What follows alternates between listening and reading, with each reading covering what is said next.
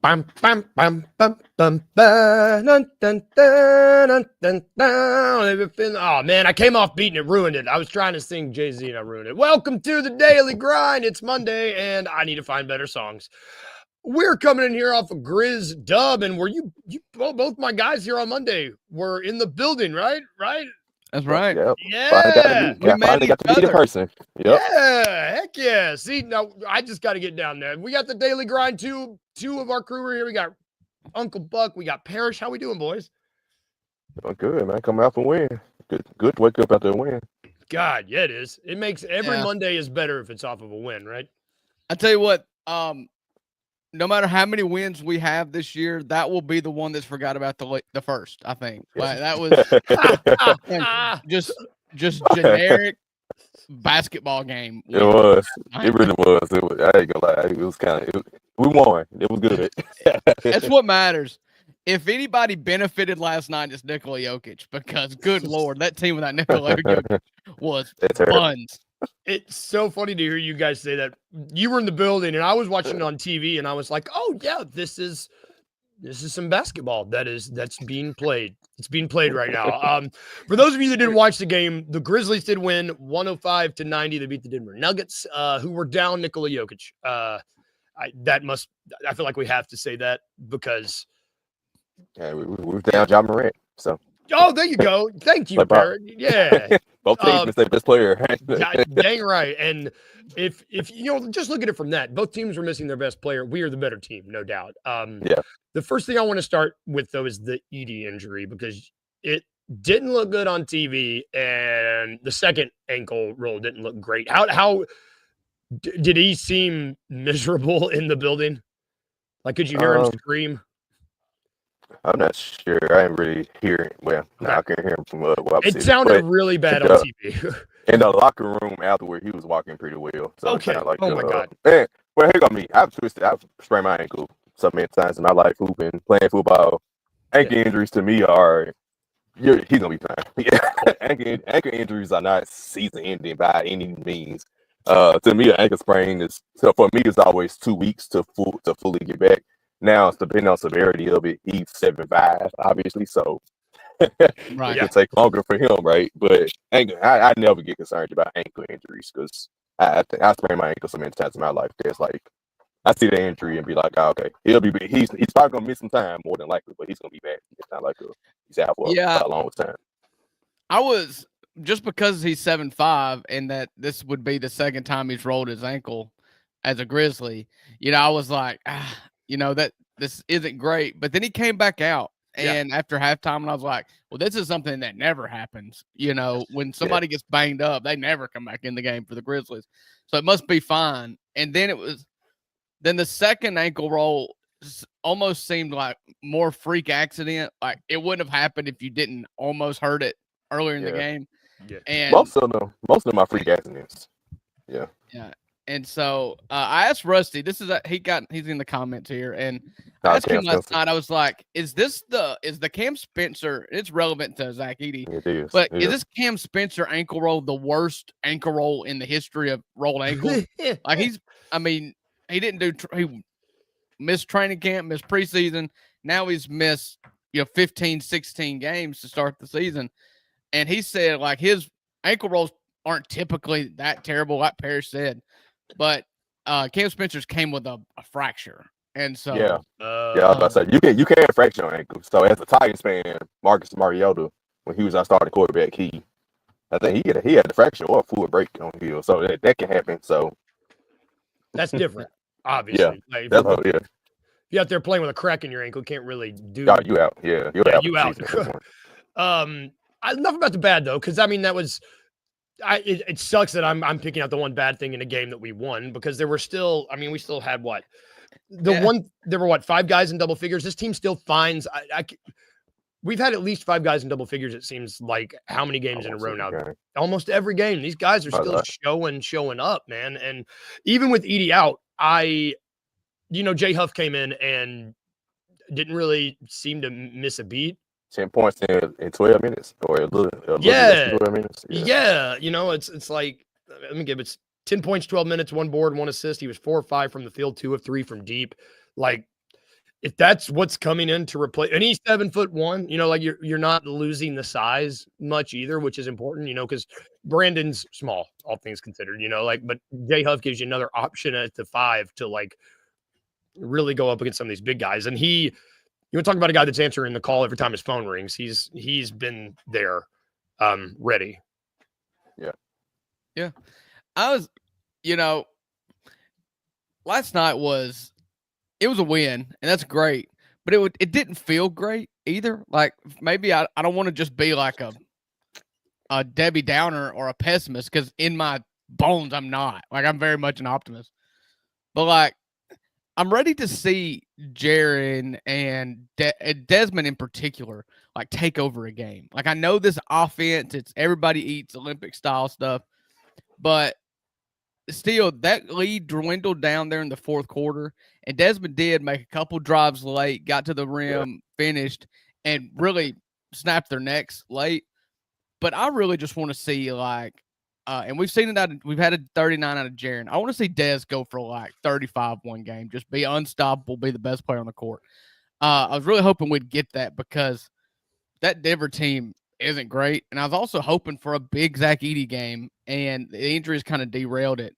But I want to see Zach Edey just dominate DeAndre Jordan. That's what I wanted last night, Yeah, when I heard as soon as they said DeAndre Jordan's name, I was like, okay, well, this should be a time. I was just like, oh, he's still out there hooping. I didn't know. So it's like, hey, shout out to him.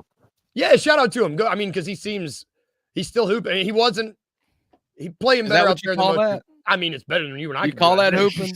He's the most fierce dunker in his time. Mm-hmm. Yeah, can't touch the net now. I don't think. I wouldn't. They'll forget that Brandon Knight dunk. Oh, yeah. Him on the Clippers, with Blake Griffin was just like Lob City, baby, and I hated him. Oh, I hated him. Well, of course. Yeah, like him every year. Watching Zach Randolph wrestle those dudes in the paint was my favorite thing in the world. Yes. Just like on the ground, just wrestling. It's like I don't know what this is. I love it. It's stuck. That hatred is stuck. It's lasted. The other rookie that played, Jalen Wells, still started last night, and I don't know if I saw that coming. We've been talking on this show. I think a lot of people have been talking, like, once people start getting back, how the roles shift. Santi moved to the bench, which might be the better place for him. Wells started at the 3 and didn't play pretty good. He was 15 points, 6-15 from the field. How did he look in person next to Bane, like with those guys? Did he look? I've still been impressed with him every time that he's out there. Yeah. He flowed well. My guy Terry Davis, one of the media members, writing for Tri-State Defender, he was mentioning how Jalen Wells, I think he was talking about him and J Huff. He was like, I don't know if he looked up the stats. He had to look up stats for it, but he said they played better at home, essentially, than they do on the road, which he's still a rookie, right? So I kind of chalked it up to that. J Huff, this is his first time really getting a real minutes on the NBA team, so I take it up to that. So yeah, he looked good, and I guess I didn't even thought about that. He does look better at home than he do on the road, but that would be expected of a rookie. Mm-hmm. Yeah, he seems like he fits. Like he doesn't look swallowed up by any means, and he never has, which is probably the biggest compliment you can pay to Jalen Wells, is the fact that he looks like he fits on an NBA court and he's not overwhelmed by the moment. He's had a couple rough games, and probably the biggest moments for him, playing in crypto in the Staples Center. Like as a rookie, it's like playing in Staples Center has got to just be overwhelming, and I'm sure the first time he goes and plays in Madison Square Garden, he's just going to have to take a game where he's just like, dang, I'm here. And but at home, like you said, like this is the 7th, 8th home game. It's becoming normal, it's becoming routine, and he looked really good. Yeah, and plus he just like how he flows well with the team in general. Yes, and even if he's struggling offensively, defensively he's always well. I think the Lakers game is outlight because he's guarding LeBron James. LeBron James 6 feet and 6'8". See how big he is. Come on, I didn't expect him to be able to guard LeBron. Right? That's why Mark Smart did much better on LeBron, because he can match up with him like big wise at least. I'll be shorter. That thickness. He's got the thickness. Yeah. So anyway, just think Right. Jalen Williams just need to get some weight on him. That's gonna come. Him and Gigi. Whenever he get back, they're young players. They're gonna get weight on them as they get older. But he did a really good guarding Jamal Murray last night. Jamal Murray got held to like 13 points or something like that. So he looked really good on Jamal Murray last night. It was impressive. Yeah. You know who was really bad last night? Jamal Murray. And Michael Porter Jr. Michael, I didn't even recognize Michael Porter. Me either. When he finally scored, I was like, when did he start wearing a headband? Yeah, I was like, what's he doing? That's not. I didn't know you was there. Yeah, dude.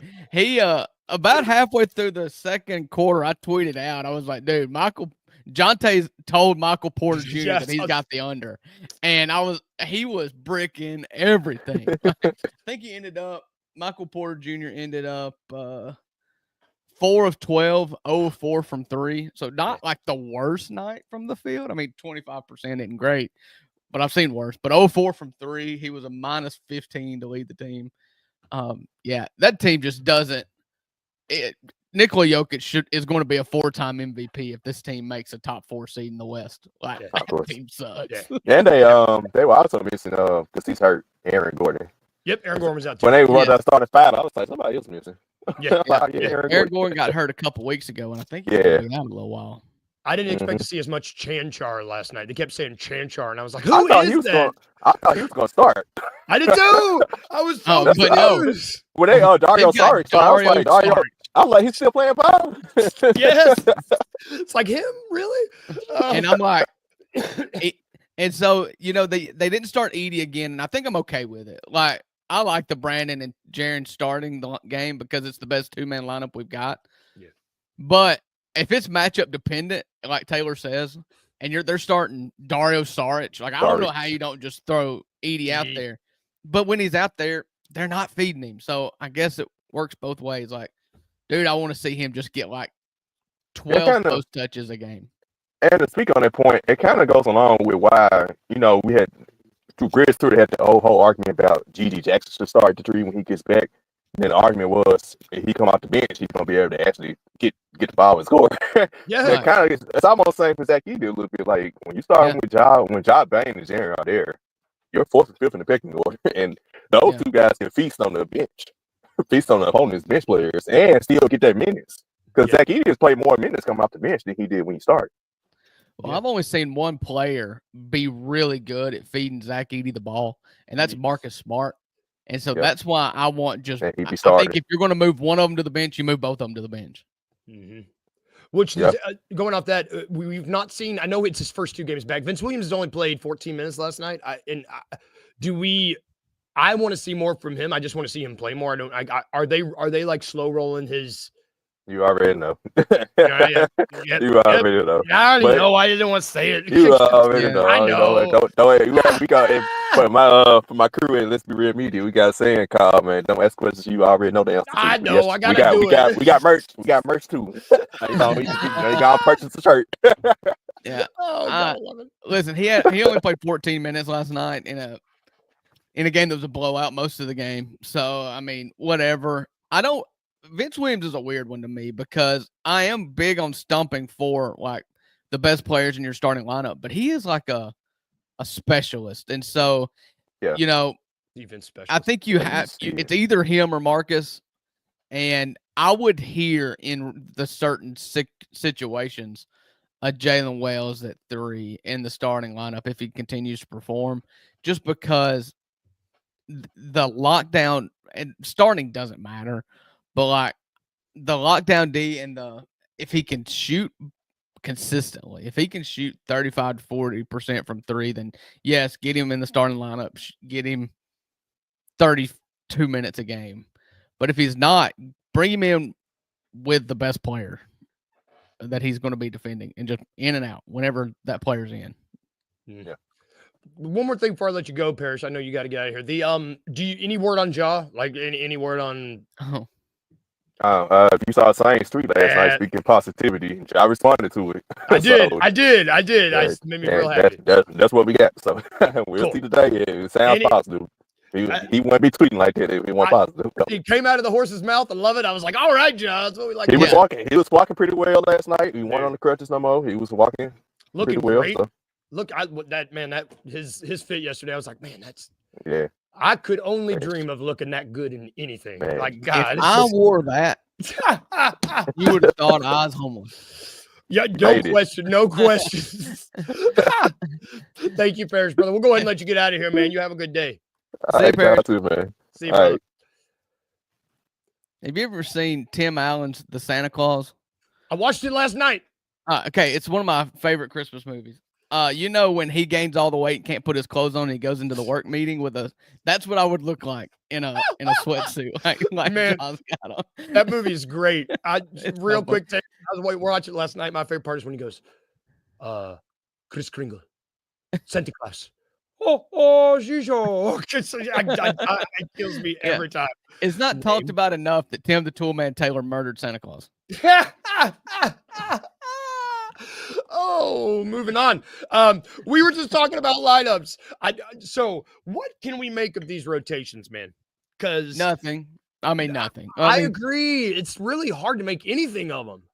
Listen, I try to be fair. Yes. And I try to, part of the reason why I'm seen as an apologist for Taylor Jenkins is one, because I sit across the screen from Rusty, who wants to point out every negative, and I'm just trying to make sense. I want to try to make sense of everything. And so, yes, I guess that can be construed as an apologist, but I want it to make sense to me. And when you've got as many injuries as you've gotten, I can see the reasoning for just seeing what works. I get that. Now, there's a time frame in which you should be expected to lock this down, to know, you know? Yes. And so I don't know what that time frame looks like. You know, you get Ja back, and knock on wood, you finally get healthy. You know, you're going to start, I hope, seeing this lock into place, and especially late in games. Like, I know starting lineups, when they get announced, DeMichael's been tweeting them out before every game. When they get announced, that's the first thing you can analyze and or get outraged about or love, whatever. And so a lot's been made about starting lineups, but every game this year that Zach Edey's come off the bench, he's come off the bench at like the 9-minute mark. I mean, 3 minutes into the game. And so very early.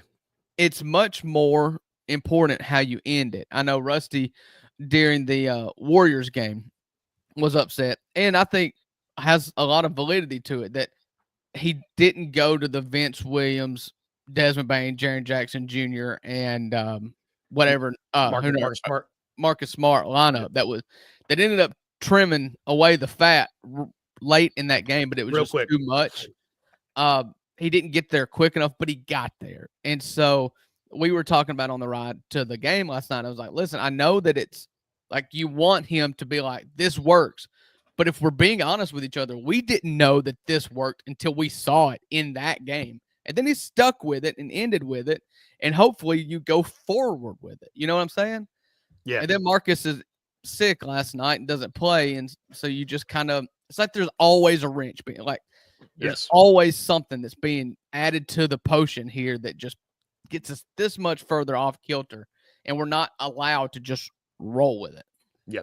It's really hard to get your legs underneath you when you're running on like cracked pavement, for example. Like there's stuff happening all the time. Like if just when we're getting this group, like we were talking, closing out with Jaren, Vince, Dez, and Marcus in that Warriors game, and it looked really good.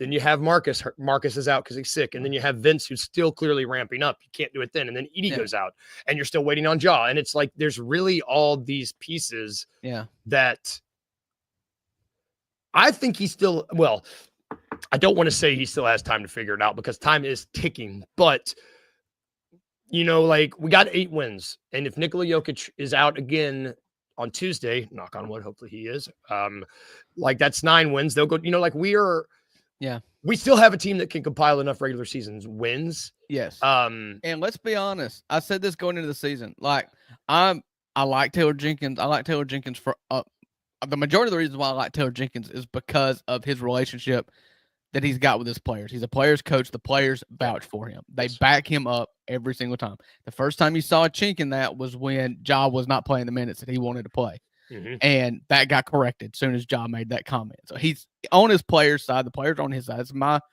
I think that's the most important aspect of his resume right now. Now, this is a year with expectations, and it's year 6, and you've made it. In year 1, you made it to the play-in. Year 2, you made it out of the play-in. Year 3, you made it out of the first round. Year 4, you made it into the second round. Year 5, you season from hell. yeah, season from hell. And so I'm also missing somehow 2 back-to-back second-round exits, right? Yeah. Well, you had a second-round exit and then a first-round exit to a Lakers team. Lakers, that's right. Yeah. And so year 6, it's the regular season, whereas we care. It's 82 games. Ultimately, if you finish as the 7th seed and you make it to the Western Conference Finals, it's a win. But if you get into the playoffs as a 2 seed and you lose in the first round, it's a massive failure. No doubt. And I hate it being that way because I don't want to be the Heat and I don't want to be the Lakers that don't care about the regular season. But ultimately, his measuring stick is going to be playoffs. No question. Yeah. And that's expectations, whether we like it or not, that we've piled on. It's not just us as fans. Like, the organization has expectations for this team, right. Whether they're fair or not. That's where we sit. And let's just give Wayno some time here. I was about to. Yeah. So don't worry, guys. International Santi would save us in the new system. What was the stat we had earlier? 4 of 60. 6 of 44 in his last 10 games from 3. That's not good. And last night, I'm pro Santi, but it's really hard to defend Santi right now because in a stretch, I believe he was 6 of 43 last night when he shot that last 3 that he airballed. Yeah. I mean, listen, I love you. You fit well in the system. You still cut. Extremely well. But, bro, you're going to have to, give us a shot to at least rebound it. Yes, because, as we're trimming the fat down, you got to be doing stuff. And if you're not rebounding and you're missing all the – I see you, if you are not rebounding the ball and you're missing all those threes – there's guys that can play. You know who is rebounding the ball and making the threes that he's taken? Jake LaRavia. Yeah. And Jake's still great. I love watching a basketball game next to Rusty when Jake LaRavia has a good game. Because like if you're Rusty, I was sitting here and I was just like I looked at him for 30 seconds every time Jake did something good. Dude, Jake he's the new Jitty. He's the new John Conchar. Jitty played 0 minutes. He came in and literally the last minute last night. Jake is getting all those minutes. He's playing better. I like watching it. He's Jitty on his first contract. Yes. Recent Jitty has not been good. No, the 3-year, $18 million Jitty is not. And great. Shame on the Grizzlies. You let that lead slip away with 6 minutes to go. The little kids behind us were chanting for Yuki. Oh, yeah. You let the Nuggets get on a run and deny those children Yuki minutes. You got 45 seconds of Yuki minutes, and Jared takes a shot clock violation. I'm like, bro, just step out of bounds. Let Yuki get the ball with 40 seconds to go, not you. And so with 48 seconds to go, Jaren runs it all the way down to 24 seconds, takes a shot clock violation, and then Yuki gets in. It was just like, you were there, so you didn't hear it. Pete and Brevin were like, Yuki's not even going to get to go in. What are they doing? They were appalled on the broadcast. It was really, really funny. How are you not just going and knocking somebody out of bounds or something? Yeah, come on. If I'm Yuki, I'm just walking over there and pulling Jaren from out of bounds to me.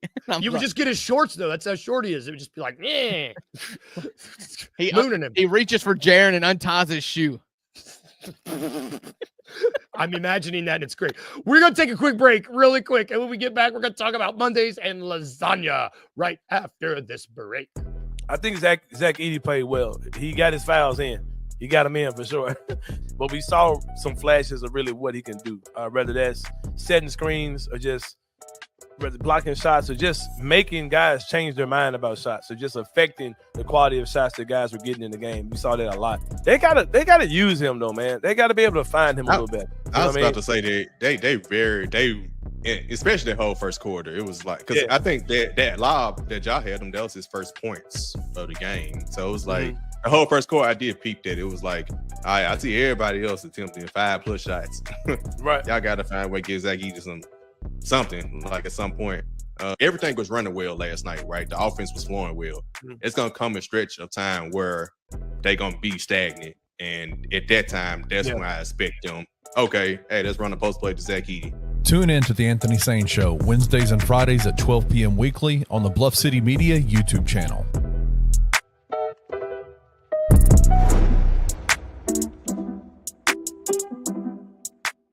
This is a question I don't know if you've ever been asked. Was there anyone you ever wanted to dunk on?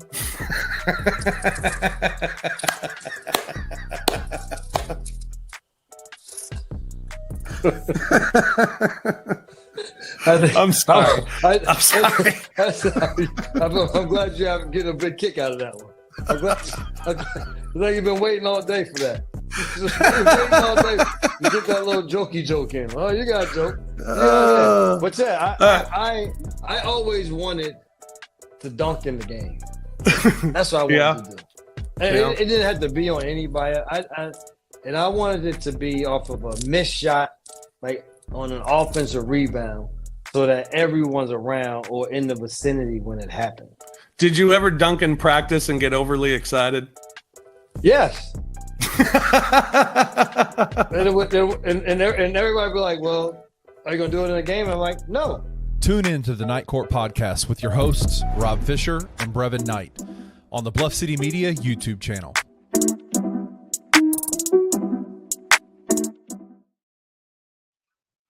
Welcome back to the Daily Grind. You guys got to see Brevin yesterday. Man, I missed out yesterday. Everybody saw everybody. Everybody was hanging out. You got cool We're going to talk gear. about it in a minute. Okay. Oh, yeah. Sorry. I'm jumping ahead. You can catch all that show, bluffcitymedia.co. I haven't made the little graphic yet because I started to, and I was like, I got to figure out when our shows are. I'm an idiot. I know $2 Sports Show is every Friday at 3. Right. Night Court is Wednesdays 2. I need to figure out that time. Anthony Sane's Wednesday and Friday at noon. Yep. Grizz 901 is live after every post-game show. That's right. Weekdays. Trust me, I tried so hard to find them last night on my drive to Mississippi after the game. I was like, oh, yeah. They decided they weren't committed to us. Yeah, DG and Nate think they can have time to themselves. They are wrong. They're dead wrong. But yeah, catch all that over at bluffcitymedia.co. You can catch Jess Benson out over at Grind City Media. She's happening right now. And shout out to everybody watching in the comments. Art, I guess I gotta get you out to figure out your real name. I guess sounds weird. Wayno. Who am I missing? Oh, Rusty. Everybody joining us. Everybody joining us. Thank you guys. I love it. Love seeing you guys in there. Back to the show.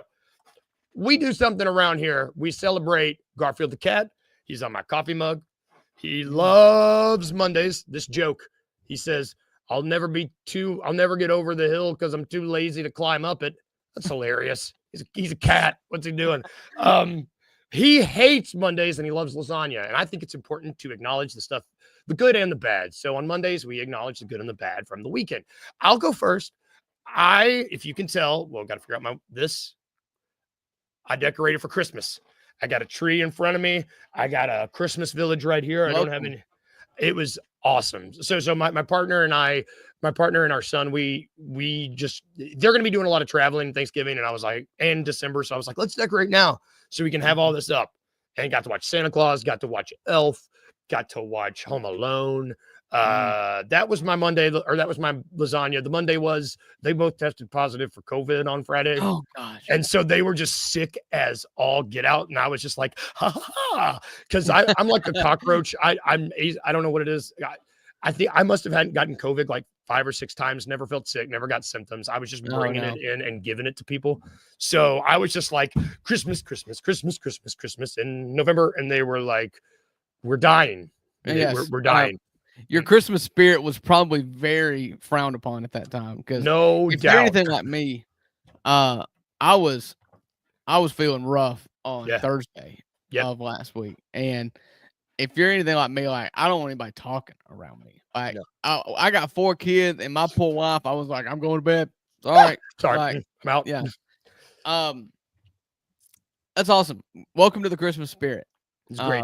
We've been here for like 3 weeks. The can house. About to spit take. So I'll start with my lasagna. Yeah. I mean, no, I'm gonna start with my Monday. I get them don't know confused why. too. I created it why. and I do it too. Yeah. Start with my Monday. So Saturday, I've got 2 daughters. I've got 2 sons. My daughters were in beauty pageants, and as a rule, I hate them. I hate being my girls being judged on their beauty while spending $100 on a dress and makeup and things that they do not wear in ever again. Like, I hate it. And so like I hate the idea of a beauty pageant. Yeah. Because if they just walked out there in their street clothes, they'd win. Okay, they're my kids. Okay, yeah, they're beautiful, most beautiful girls in the world. I get it. And then neither of them placed, and so I was like, I don't like this, and 2, I don't agree with you, so I'm gonna burn this place to the ground. We're never doing this again. We're not coming back. Yeah, and my lasagna, like, listen, you hinted at it. We went to the Grizzlies game last night. We went into the Grizz Den, and I knew it was Brevin from the moment I saw that beautiful 3-piece suit he was wearing. Like, how many people show up at the FedEx Forum shopping in that suit? And I was he was shopping. Yeah, and he's one of us, man. Yeah, he is one of us. He's a G. So I was just like from here to there from him, and so I just walked up to him. I was like, "BK, Drew Gann, Bluff City Media," and he was like, "I know who you are." And I was like, "Yeah, you do." So Rusty was not there, so I told Rusty, I was like, it was about 10 seconds of just like screaming your name, like Rusty. And I looked up and we made eye contact, and I was like, and so we came over, chopped it up with Brevin. I mean, we talked for 10-15 minutes in the middle of this crowded Grizzlies den while he is shopping for clothes for his kids because his kids want the Grizzlies sound stuff. And I was like, dude, one of us, one of us. Dude, and like me and Rusty, we were complaining about how expensive everything was. Because my gosh. So to answer a previous comment that I started earlier, Wayno, why is Uncle Buck not wearing his new Grizzlies attire? It's because I bought a hoodie, but it wasn't the Sounds hoodie. I found a hoodie I liked more. And I was going to buy a jersey, but the jerseys were $150. So I was like, I'm not a snob. I'm going to have to go get the Fanatics version. Like, I'm going to get online. I'm going to go buy the $110 version. Me too. Because for some reason that's the next tier. And I was like, it doesn't have to be, I don't have to have that one. I'm going to just go step down a class. I'm going to buy the $120 one that's only available online. We know our limits. That's why I'm not wearing my new. That's why I'm not wearing my new Sounds jersey. Yeah, we know our limits, Wayno. We shop at Fanatics where you get that 20% off code every time you spend $100. Yeah, I know what they Rusty did spend like $1,000 though. I think he got the quarter zip. That quarter zip looks sick. It does. It looks really good, and he would wear that to work, and in his business casual attire that he wears, he would get a lot of mileage off of it. I'm able to have my hands in mud in like 15 minutes, and I would not wear it to work. Therefore, it was not worth my money. I needed a hoodie. So I was like, I put clean clothes on here in the mornings. I'm about to get into welding gear and go, well, I can't be wearing my jersey. Also, these red jerseys, as a person with red hair and blue eyes, I think if I wear the Sounds jersey, I might just, like, sorry for yelling. I think I might just break everybody. Like, So I'm gonna. Oh, also one quick sidebar. If you watched the game last night, they did a jersey draft. They voted on their Pete Fish. They picked their favorite jersey of all the alternates. Brevin picked the green and yellow one that I picked. That everyone said was so ugly. I picked it. I would have had words. I'd have had words with Brevin. Fish said, there's a lot of good jerseys, and there was only one bad choice, and you picked it. Yeah. If I'd have seen that, we met Brevin before the pregame show started. If we'd have met him afterwards, I'd have had to be like, bro. Right. And he offered another just great dude, like amazing. You think that Brevin is nice just because you've got like a friendly connection with him, like that he's in your living room every day, and you just assume that he's nice. Let me tell you, he's nicer. Okay, he's great. But then he volunteered. He's like, "Hey, I'll come on your show sometime." I was like, "Yeah, you will." Yes. So we're gonna find some time, get BK on the $2 Sports Show on a Friday. I want to talk to him about his grass, because I don't know if you followed him on Twitter. Yeah, his Twitter's great. A year or so ago, he went through this whole thing where he was trying to fix his grass, and me as a homeowner now, I'm like, I just need to know how to fix my grass. As someone who has if you're a homeowner, following Brevin Knight on Twitter is awesome. Follow Brevin Knight on Twitter if you don't. He's great. He's one of us. He is his own lawn care guy. He is not snooty. He is his own lawn care guy. I love it. That's going to do it for our show today. If you need help with lawn care, don't hit up Brevin. Have a great day today, y'all. We will be back tomorrow. We're going to be back tomorrow. Thanks for hanging out with us, guys. For real. It's a great day to start the day. Great way to start the day. A great way to start the week. We will be back tomorrow when the Grizzlies play the Nuggets. Have good days today. If I can leave you with anything, remember these two things, just these two things. Remember to be a little weird, and here it comes. Remember to smile. Have a good day, everybody. We'll see you tomorrow.